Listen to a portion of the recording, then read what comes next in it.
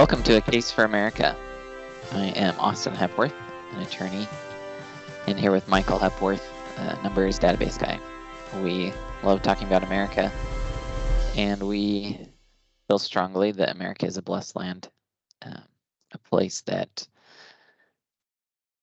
can impact the world, has impacted the world, and will continue to do so if we do our part. So one of the themes that we have comes from the song America the Beautiful in the second verse. It talks about confirm thy soul in self-control, thy liberty and law.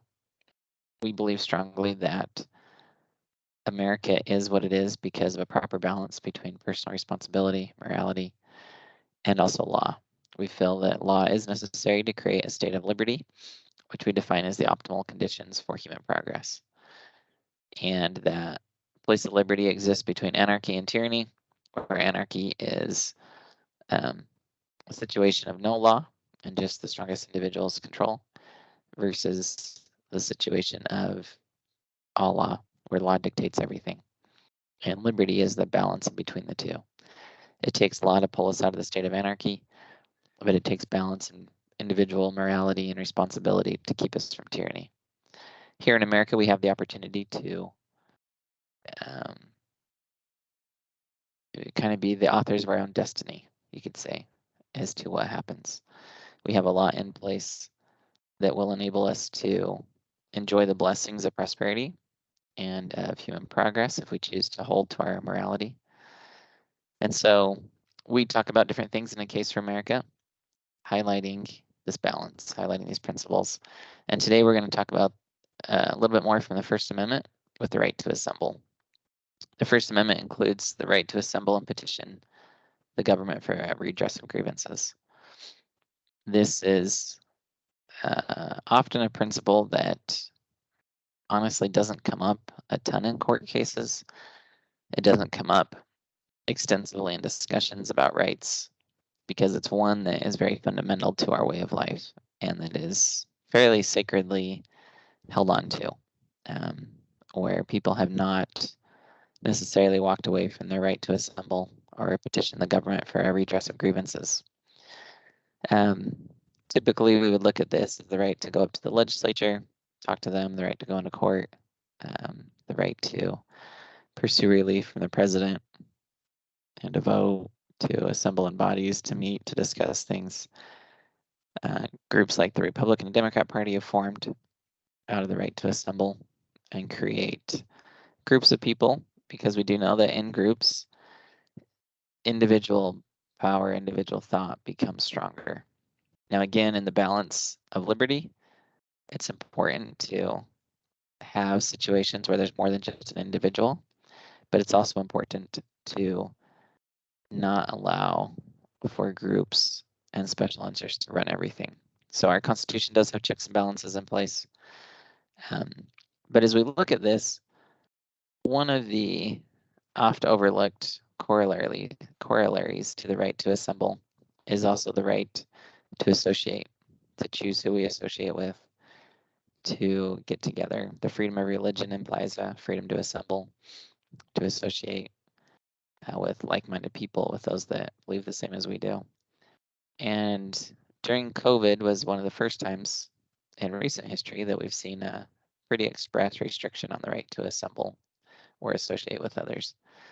And this did produce a lot of conflict throughout America as people experienced a restraint on where they could go, who they could be with, whether they could go into work or not.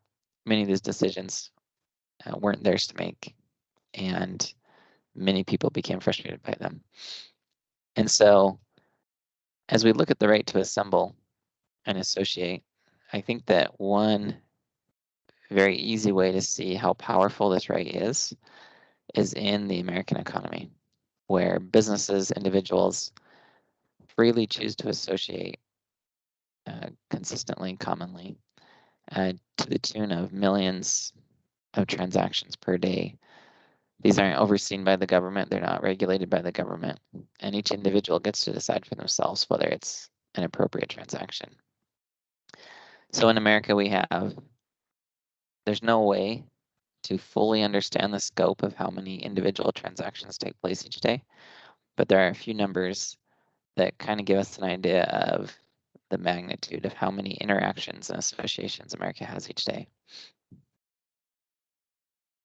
Yeah, I think it's important to point out, as you mentioned, that we don't typically consider when you make a purchase with a credit card that as being part of our freedom to interact or associate. But we're making an agreement with another party, and we have the freedom to do so without getting permission from the government. And so the question is, how often is this occurring outside of people actually going to the government and asking for permission to do these things? And if you look at just credit card transactions per day, back in 2020, we were running somewhere around 108.6 million credit card transactions every day in the U.S., which is quite a lot. There's some 360 some odd million people in the country, so that's a large number of credit card transactions per day. If you look at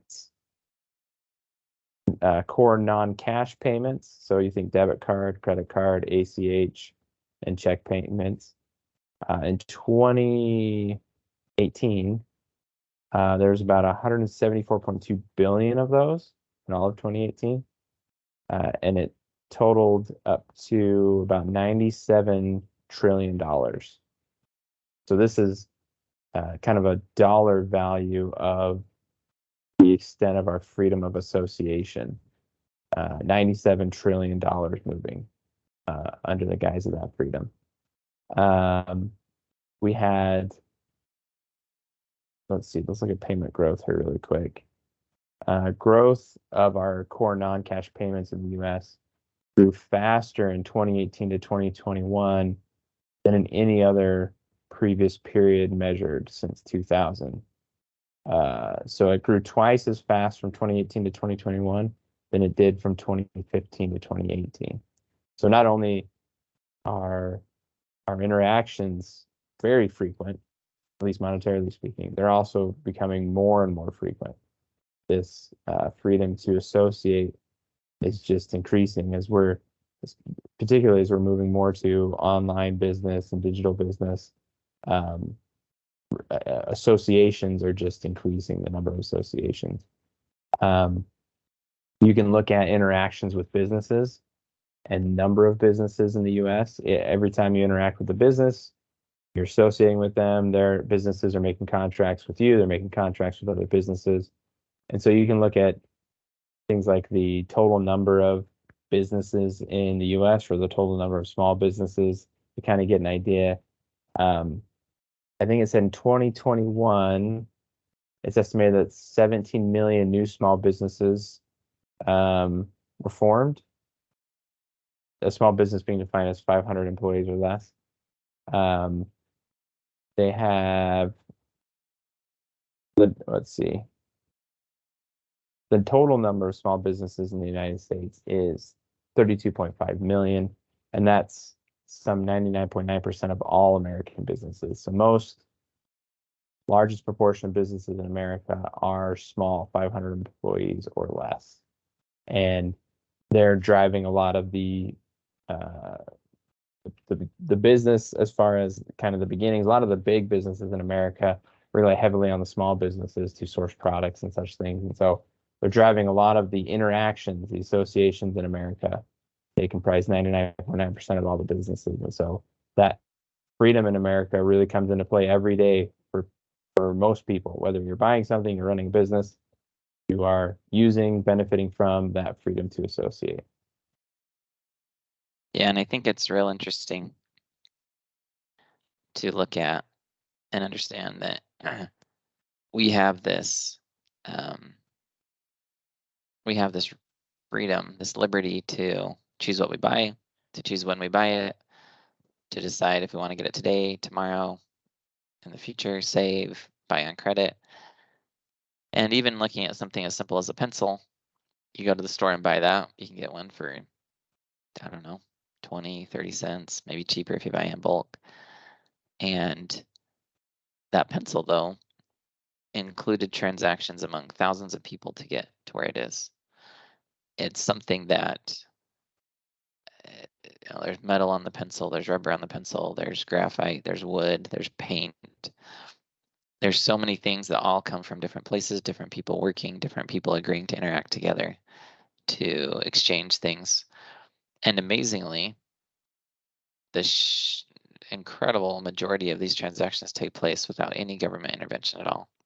There's certainly times when a contract's broken and people appeal to the courts for that. But in large part, most transactions in the United States are fulfilled, followed through with, and it works very well for most people. And that's a principle of government. If you think about it, you think about the $97 trillion you talked about that changed hands through private transactions. Imagine if the government in a tyrannical world was trying to regulate or approve every single one of those. The sheer load on something like that is not sustainable. It's not possible. And any country that tries to regulate all that, tries to dictate how you buy, when you buy, what you buy for, they're going to end up incredibly poor and incredibly well less off, because there's no way for humans to approve all $97 trillion worth of transactions that take place. Now in AI world, some may argue that AI can do that, but even then, AI can't identify if you truly need it, you don't need it. They can't go through those things. They can't look into your emotional well-being, your physical well-being, spiritual well-being, these other pieces.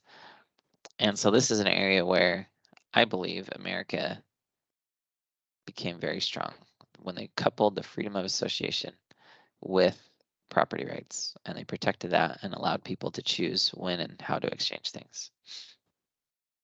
And just for an example of when the government kind of inserted themselves into that picture, not necessarily in the day-to-day transactions, but if you go back to COVID, as you were talking about, there was government regulations on who could work for a while and who couldn't, and businesses were shut down, and the messaging was necessary businesses will remain open.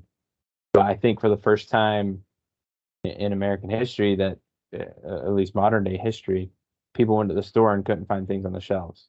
I don't know if you've ever walked into any number of Walmarts and just have them devoid of noodles or something. And this isn't to say right decision, wrong decision at this point. This is to say, when you start to try to centralize these kind of decisions, and how difficult it is to actually manage and make sure everything kind of runs. Today, it's all the businesses are managing their own business. During COVID, it was said, hey, we're going to kind of decide. The government central location is going to decide who's going to stay open, who's not. We will make sure that anything necessary that you need will remain open. And I think many people found that wasn't the case. They found that some of the things they felt were necessary were not available to them all of a sudden. And it just kind of shows the impossibility of the task of, hey, let's centralize the management of all of these interactions between people. I just don't see how that could possibly work at all. Yeah, and I think it's amazing to look at the sheer strength of individual humans choosing what they need and want and making decisions based on that, because so much progress has come as a result, where businesses have an incentive to try and sell things. We often talk about the corporate for-profit structure as being bad, and businesses are certainly trying to increase profits. And we get upset as consumers when they start doing things that we don't feel are in our interests. But we forget very quickly that we can very quickly change how a business is acting if we vote with our pocketbook. Businesses absolutely need cash to survive. And if they make a decision and it doesn't bring them more money, then they'll stop. I know right now, looking at streaming services, for example, we had traditional TV, cable came in, and for a time you could get cable without ads, and then cable started putting in ads again. And then streaming came out, and you could pay to stream, and then there were ads, and now there's a lot of ads. And honestly, if we stopped watching, they would change very quickly on how these things are taking place. It's when we don't take any action and we just sit around and go, oh, another ad, oh, another ad. Yeah, I still want to see this more than the other ad. And these businesses are pushing the limits to understand, well, how far can we take people? When do people drop off? We've seen that with streaming, where streaming was a huge hit. They started experimenting with things. And right now, people are pulling out of streaming. Streaming's really struggling in the United States to make money because people are electing what to do with things. We see this with Bud Light, where they came out with a message that not everyone approved of. And many people stopped drinking Bud Light in America and switched. And there's significant ramifications to these businesses. Target just announced that they will change some of their displays during Pride Month because they were losing money. And many people feel it's wrong for social pressure to influence businesses. But we have to remember that that's one of the checks and balances in place is, as Americans, we have many options. We have so many options that there's not hardly any situation where we just have to take it from whatever company is treating us poorly. And we have to remember, as part of forming a company or a group, when you decide to associate and you have decided to promote a certain message, be it whatever you feel, that's your right to do so. And then it's everybody else's right to agree or disagree with you. And so you can't say one party has the right to agree or disagree and the other party does not. That's part of our freedom of association. If a group wants to get together and they promote something that we don't like, well, we don't have to associate with them. We're not forced to associate with them. But they should be able to say what they believe, and then we should be able to say what we believe, and maybe we'll just form different organizations. But sometimes we try to just put it on one side or the other. We try to pretend that an organization is like a business maybe is different than maybe my group of neighbors coming together. And maybe there are some legal differences there, but in the end of the day, they're all a group of people coming together to do something. If I look at my neighborhood, there's an HOA or a group of people coming together to achieve something, and we may disagree on what the outcome of that is, but it's not much different than a group of people forming a business to build something and generate revenue. And so they're groups of people using their right to associate. Yeah, and I think it's very critical to talk about corporate speech in politics with this right to assemble and petition the government. Because the corporation there's no such thing technically. It's a legal idea that exists, but a corporation is a group of people. They're allowed to put wealth in one bank account or however many bank accounts they want in the company, but they're allowed to centralize wealth together to work towards a common purpose. And like you say, some may disagree with everything the corporation's doing, but at that point, they can choose to opt out. They can sell their stock. They can quit working there if they really disagree. But in essence, these corporations represent groups of people. And in America, there is a strong societal push to eliminate corporate speech in politics, where people say corporations shouldn't be allowed to be here. They shouldn't be allowed to talk. And I look at that and say, what's the difference between a corporation and an HOA? What's the difference between a corporation and a group of individuals when 99.9 or whatever % of America is a small business? We're talking about a few big corporations we struggle with. We struggle with Google and Facebook and some of these big ones, but we don't even fathom how many small groups of people are impacted by these decisions to eliminate corporate speech. And this is a piece that I believe the solution to isn't to eliminate corporate speech. It's to allow and increase the freedom for people to talk, for people to influence things. I'm certainly opposed to things like bribery. I think that's proper for the government, for laws to ban. And I think that should be prosecuted as part of the balance of freedom. But for a corporation to be able to talk, to do things, it's very necessary. And like you say, we can't pick and choose which groups get to do it and which groups don't, because then we're very quickly at a place of our group could be canceled or shut out from that. And that's a place that, as we reflect on political speech as we reflect on the founding fathers and what they believed would cure the ills of misinformation, the ills of bad speech. It was always more speech. And these companies, like you say, they can adopt purposes, they can adopt principles, they can live by certain things. And of course, this starts to create a rub for people because a number of Americans feel they have a right to employment. And when you have a right to employment, you are in essence saying you have a right to force someone to associate with you that doesn't want to. And I think that we need to be very wary about so-called rights to employment, because ultimately that association can only function if individuals are working together, adding value. But if you just have a right to employment, you don't have to add value, you don't have to contribute, you can just become a drain on the organization.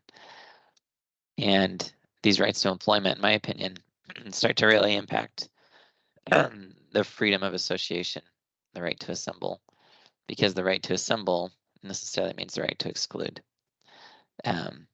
And of course, that gets balanced out in our society by some ills we've seen where people discriminated on the basis of race, for example, and said, well, I won't hire a Black person. And that America decided it was necessary to say, no, you can't not associate with someone on the basis of being Black. And currently, we still have this debate sizzling in a lot of areas where we have transgender rights, especially with sports teams, with locker rooms, with these others. We have scenarios of companies like Chick-fil-A or Hobby Lobby being religiously minded in nature. And is that reconcilable with all the types of association out there? Do they have the right as a group to have a religious belief underlying their business? A lot of America says no, they don't want that. But even in looking at the amount of charitable giving, I think we talked about this on the last podcast, an incredible number of charities are religious-based or religious affiliated. And so much of what takes place happens because we believe something. And can we truly say, oh, if you're making money, you can't believe anything? I don't see any way that comports with the freedom of religion, the freedom of association. And I do believe strongly that we need some basis to be able to say, these are our beliefs. Now, again, shouldn't probably be on the basis of, well, I believe that certain groups of people are bad. But that goes into the whole debate currently with homosexuality and things about, well, can a person believe the actions are wrong and choose not to associate with certain people based on actions? For example, as a business, could I say, I don't want to hire any smokers. I don't believe that all smokers are bad people, but I don't want anyone smoking in my establishment. And do you have a right to do whatever actions you want? I know in California, they passed legislation talking about people's right to have whatever hairdos they want. So a business can't say, you can't have that hairdo. And I look at that and say, but why not? We choose hairdos to communicate certain messages. If that message is against our business or values or core principles, why can't we say, if you work here, you have to be orange hair, or you have to be clean cut, or you have to be, mullets, or whatever it is that they want to do? These are all fundamental rights of association that I believe we need to work to maintain in America. And it seems that you may run into some, as you get more and more detailed as to, hey, you can allow this, you can't allow that, such as California with their hairstyles, that I'm sure they're against in their state discrimination, racial discrimination. And so what happens if you write something in your hair with your hairstyle that is deemed to be discriminatory, but then you have a right to whatever hairstyle you want? They're kind of making life a little bit difficult. And I think this is what happens when we try to get very specific. And if we can try to stick to more general principles, perhaps it's easier to legislate. I think of companies I've worked for, they usually, bigger companies like to have a code of conduct written out, and they like to have their value statements or values that the company lives by. And I don't see that as being much different than them stating what they believe in. So if a company has a value statement that says we believe in doing what's right, or we believe in serving the community, or we believe in they're professing a belief, this is what they want to do. Should the company be able to do that? And then if somebody comes along and says, well, I don't believe in helping my community, but I have a right to employment and I want to work for your company. You know, if their views are in contrast with that company, what the company stated their beliefs are, is the company required to employ them? And I think these are the questions we're starting to ask, is if you have this right and you have this right, how do you balance both of them if we're just going to give you all rights? Yeah, and part of the rights, I think it's always important to realize when we talk about rights, if we're asking for something that someone else has to provide for us, we're in a very dangerous place.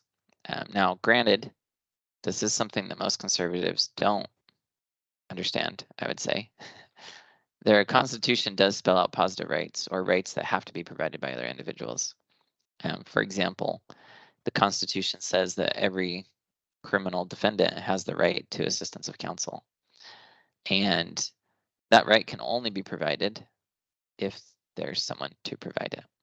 And this isn't a negative right. Jury trials are the same. You have the right to a jury trial, which means I can force somebody else to come in and do something. So there are scenarios where, to have a proper check and balance in place, some positive rights, or those rights where someone else has to provide it, have to exist. But if they're not carefully circumscribed, carefully bounded, they can quickly become very deadly to progress, even, because if you just have to employ people, if you have right to employment, what are they saying? They're saying that the entrepreneur has to employ them, regardless of the cost, regardless of whether it tanks the business, regardless of what happens. And why should someone have a right just to be employed if they're not providing the value necessary to keep that business alive? Because someone in the business has to provide that value. And you are essentially forcing someone to become a slave. It's the same with healthcare. If we're going to say that there's a right to healthcare, somebody has to provide that. That doesn't just get magically provided on its own. And that becomes very problematic to keep providing. Now, certainly, we can pay people, we can take money. Some countries have socialist systems where they give rights to healthcare. Some of those countries get incredibly backed up. They can't keep up with the demand. Other of those countries, it's claimed to have, somewhat decent systems at the moment. But all of those require someone to provide the money and the funds. And it becomes a tax on society. And at some point, taxes on society become too burdensome. They start to stifle the willingness to associate, the desire to associate, the willingness to earn money, the willingness to do things. And if we allow these rights to go unchecked, we start to develop something that's opposite this right to associate. Because as a person, for example, as an attorney, there are some people that have crazy ideas about rights and what they want their attorneys to do for them, the cases they want them to file. And I look at those and go, sorry, I'm not interested. Even with criminal defendants, I'm not super interested in defending someone that's a rapist or a murderer. But I do understand that somebody needs to. And when America was first started, attorneys would be ordered to take turns representing criminal defendants as part of what was required because there wasn't enough of them to go around. Currently, America pays for public defenders for people, and attorneys opt into that. But the thing to understand is that public defenders are incredibly overworked. The state's trying to get as much work out of them as possible. And honestly, I don't know of a way that these poor public defenders can do justice in many of the situations. There's just too much work, too many people to help. And the funds never seem to match the level of work required. And so I think America is still grappling with even providing effective representation of counsel as guaranteed by the Constitution. And it's on a scope that's far smaller than things like healthcare or working or other places. And so these are things, when we talk about rights, we always have to think about our right to association. What happens when the government starts telling me who I have to work with, who I have to do services for? Can the government just come and tell me, oh, you got to mow your neighbor's lawn? He's got a right to have his lawn mowed. So you're healthy, go do it. Now, the 14th Amendment, I think one of the implicit rights to association that it recognized was that it banned slavery. And slavery, certainly, I'm not pretending like being required to see a patient is anything like what the slaves went through in America. But it is a form of bondage where we're being told what we have to do and how we have to do it. And that takes away from this individual desire to excel, to become when they're told what to do. And it takes away from this free market where billions of transactions are taking place, trillions of dollars are exchanging hands. Just incredible amounts of transactions and money, far beyond our comprehension, take place. And America does incredible with those. We have now with Amazon, the world's brought to the doorstep of almost everybody in America. You can order anything you want from the world over, have so much of it next day. It's incredible to see what these private transactions have created. When someone wants something and a business fulfills it, what happens? And that is a piece of America that I feel we need to keep in place. Now, granted, to have that freedom to exist, there has to be some checks and balances. In the balance between anarchy and tyranny, companies have to have some pushback on them. We know, for example, companies have to have restrictions against monopolies. If a company can come in and take over everything, then we lose choice. We actually lose the freedom to associate when a company creates a monopoly. So America recognized early on we have to deal with monopolies, address these, because they are something that hurt this private transaction. But you can look at a monopoly two ways. There's private monopolies, and there's also government monopolies that tell us what we have to do or how to do it. The government's starting to monopolize things like healthcare. Healthcare is getting more inaccessible to Americans. It's getting more costly. It's getting less efficient and quality driven the more the government steps into it. And I believe strongly the more the government steps into healthcare, the more we'll see its quality decline, its expenses go up, and things happen because the government can't possibly deal with the millions of health transactions that take place each day. There's just no way. And so with this freedom to associate, a couple of the areas where businesses need some pushback, to strike this balance. And we spoke about monopolies, but another is there are some transactions that we just probably shouldn't be able to agree to and have enforced. So for example, if I make an agreement to, if I hire a hitman to take out somebody, I can't sue and have that enforced. That violates public policy. So there are agreements, private transactions that are deemed to violate public policy that the law says, no, we're not going to enforce that.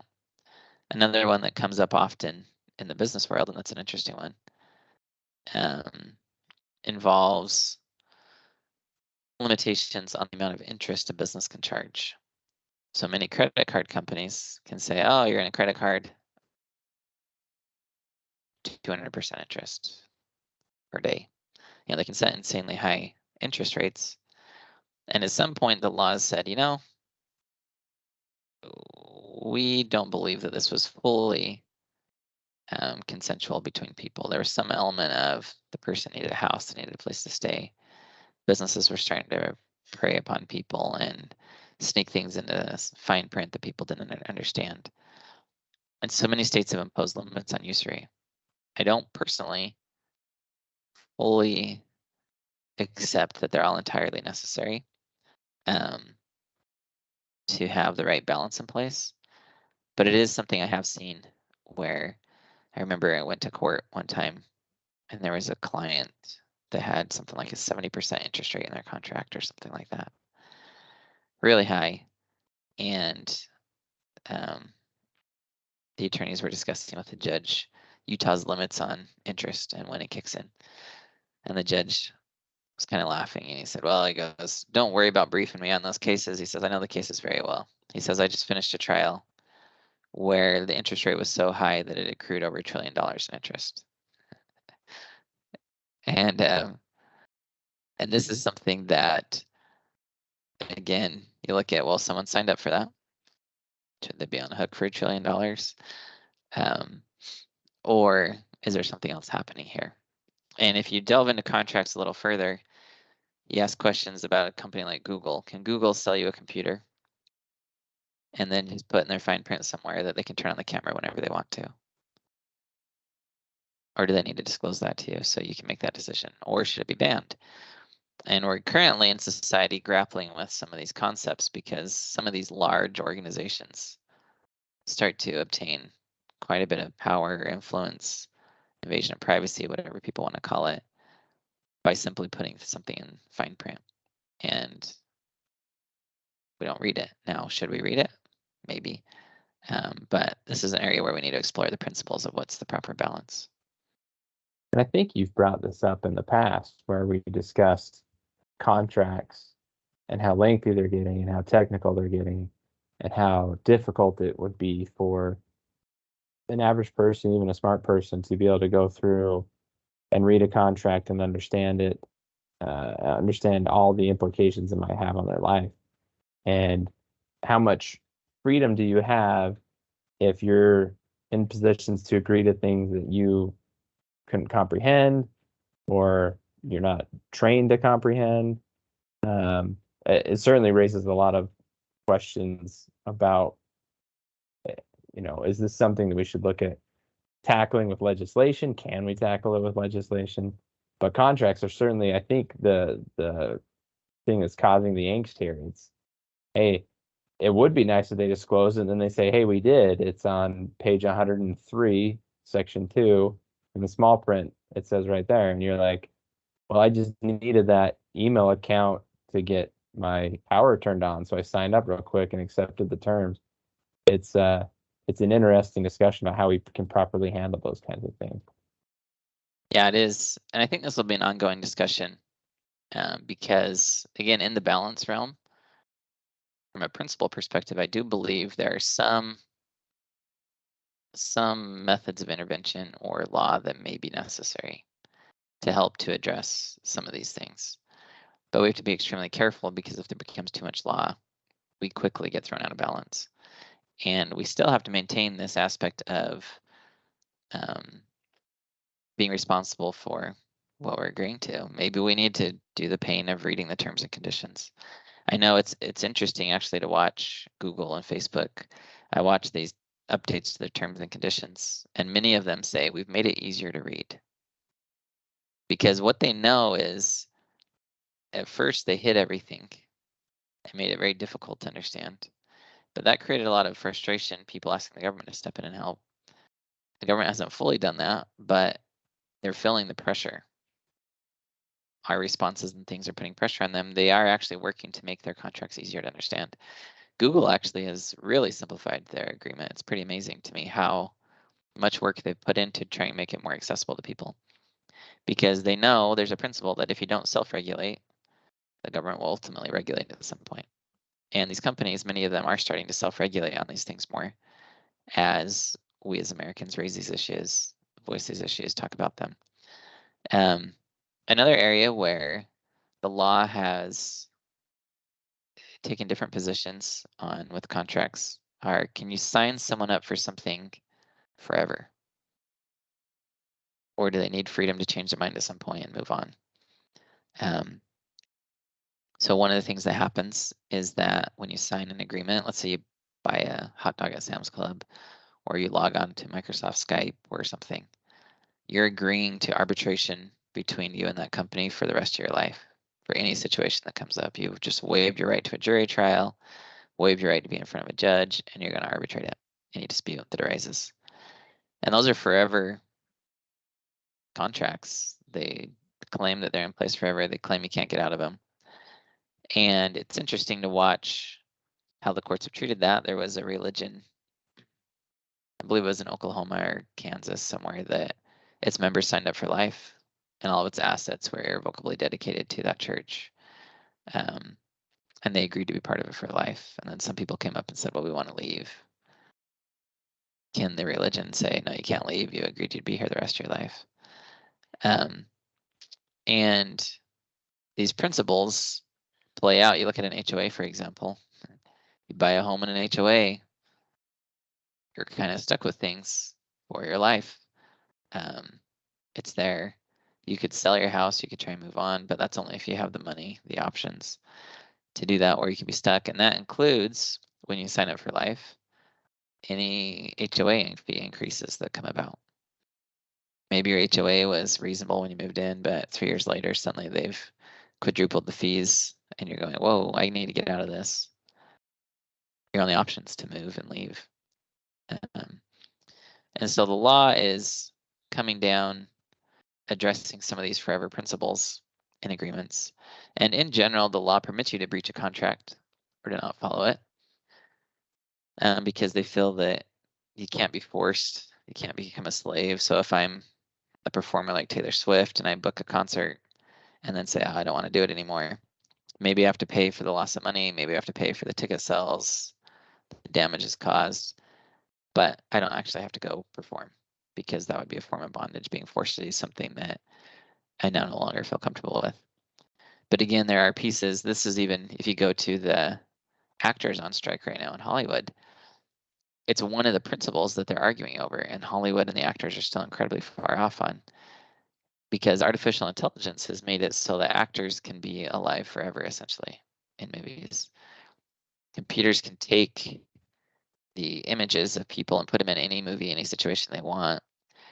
And these actors are realizing, wait, after I die, you could put me in any show you want to promote messages I disagree with, to promote something I would have never done, even when I'm alive. You could do that if I sign this agreement. And you're telling me I'm bound to this forever if I do a movie with you. That you can just take my image, you could, have it be a pornography film, you could have it be a film about political issues you disagree with. They could put you as supporting something that you're very opposed to. And at what point can people push back? And so again, the actors and their unions have asserted their freedom to assemble, and they've said, we're not going to make shows right now.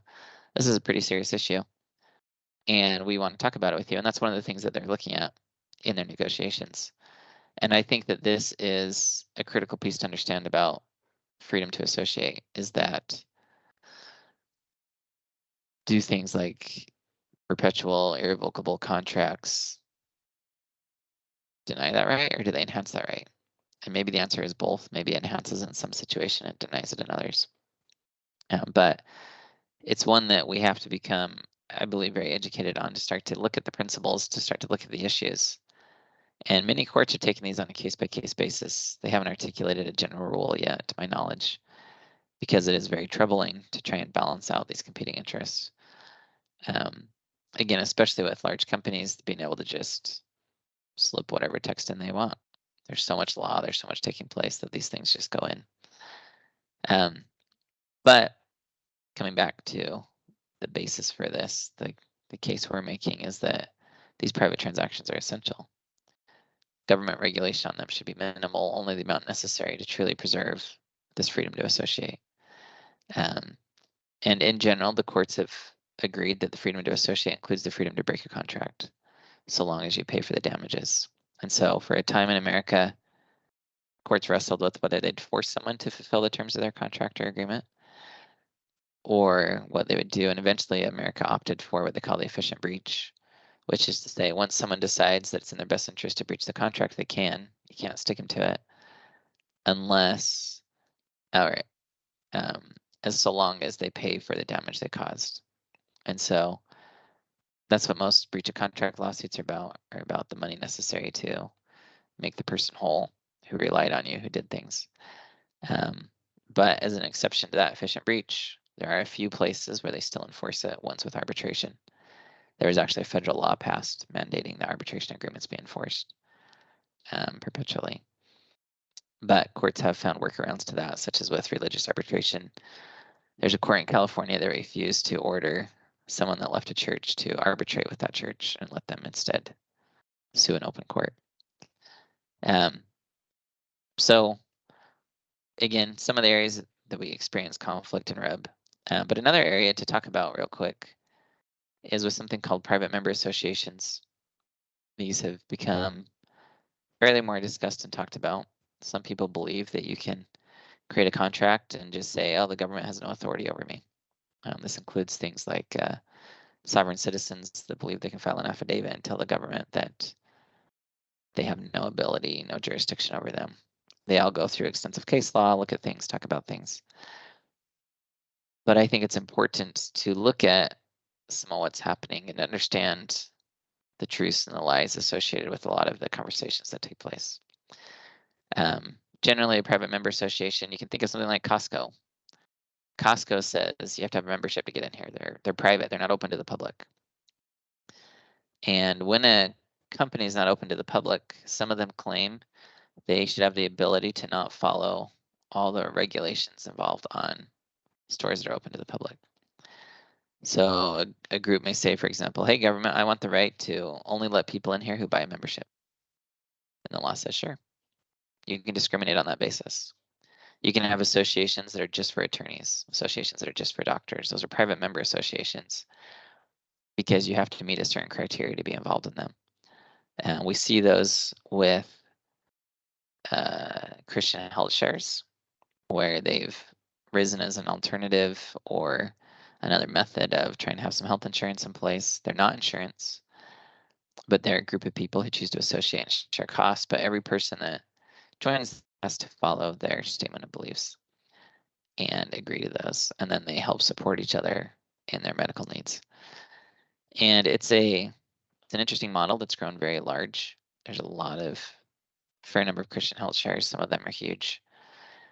And so people look at things like this and say, oh, all I need is a contract. I sign it, someone else signs it, we can do whatever we want. We've had doctors that have tried to do, well, I shouldn't say doctors. People who are not licensed try to do surgeries on individuals where they both sign an agreement. They say, you know, I'm not a doctor, I'll still do the surgery because I believe I know what I'm doing. And the law hasn't permitted that. The law said, no, that's not the proper use of a contract for private membership purposes. And it's the same with sovereign citizens. They file this affidavit with the government. They say, we're free, we get to do our own thing, we've declared it, we proclaim this right or that right.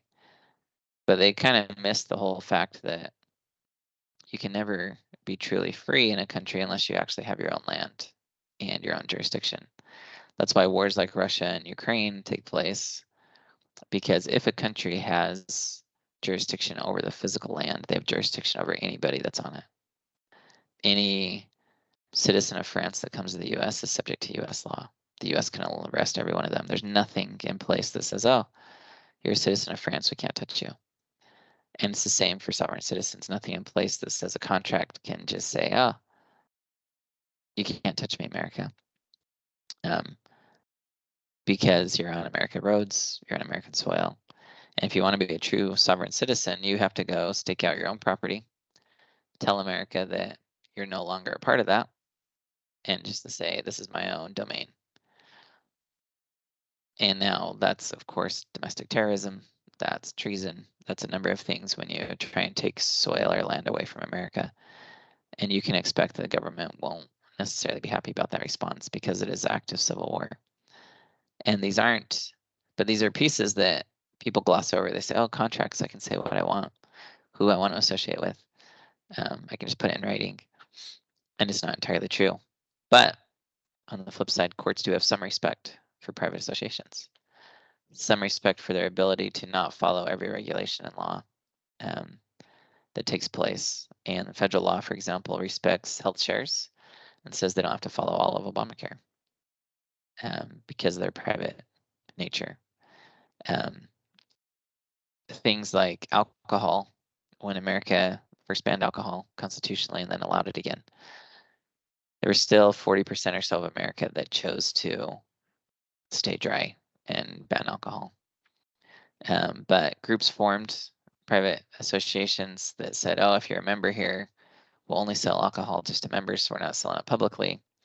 And I think because a lot of judges wanted alcohol, the courts agreed and said, yeah, if it's a private membership, the law can't ban the sale of alcohol between private consenting individuals.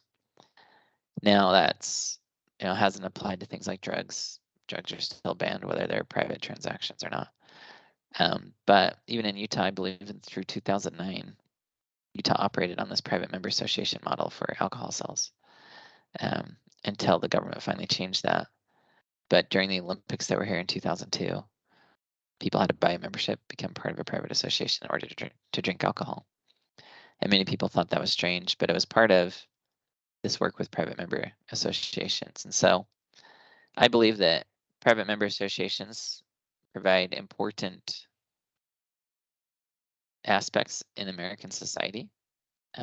Associations of doctors or attorneys or women or men, or I even believe you should be able to associate and have, boys or girls, engineering camps for boys, engineering camps for girls, sports for boys, sports for girls. Those are all areas where we choose to associate privately with a select few and exclude others. Because part of our development is the ability to associate with like-minded people and exclude others.